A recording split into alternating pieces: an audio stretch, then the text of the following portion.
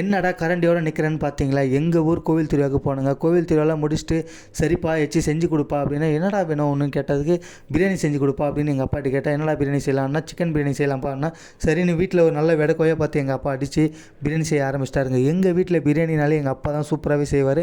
நாங்கள் அவருக்கு காய்கறிலாம் கட் பண்ணி கொடுக்குறது, இந்த மாதிரி வேலைலாம் செஞ்சு கொடுப்போம். எங்கள் அம்மாவுக்கு அன்றைக்கி ஒரு நாள் ரெஸ்ட்டு தாங்க. ஏன்னா வருஷமெல்லாம் சமைக்கிறாங்களே, அவங்களுக்கு அன்றைக்கி ஒரு நாள் ரெஸ்ட்டு. உங்கள் வீட்டில் பிரியாணி யார் சூப்பராக செய்வா? அது மறக்காமல் கமெண்ட் பாக்ஸில் சொல்லிடுங்க. பிரியாணிலாம் நல்லா தம்மெல்லாம் போட்டு தம்மெல்லாம் உடச்சிட்டாங்க. சூப்பராகவே நல்லாவே குக் ஆகிருந்துச்சிங்க. பிரியாணி நல்லா இருந்துச்சு. நம்ம ஒரு பெரிய வாழை இலையாக போட்டு அதில் பிரியாணி நல்லா அள்ளி வச்சு சாப்பிட ஆரம்பிச்சிட்டாங்க. நம்ம என்ன தான் வெளியூரில் போயிட்டு பிரியாணி நிறைய சாப்பிட்டாலும், நம்ம வீட்டில் இந்த மாதிரி குடும்பமாக ஒன்றா சேர்ந்து சமைச்சு சாப்பிட்ற அந்த ஒரு சந்தோஷம் இருக்குது பாருங்கள், அதெல்லாம் சொல்லியே ஆகணுங்க. மறக்க முடியாத ஒரு சந்தோஷங்க. அதுக்கப்புறமா எனக்கு ரொம்ப பிடிக்குன்னு எங்கள் அம்மா அந்த ஈரல் செஞ்சு வச்சுருந்தாங்க பாருங்கள்.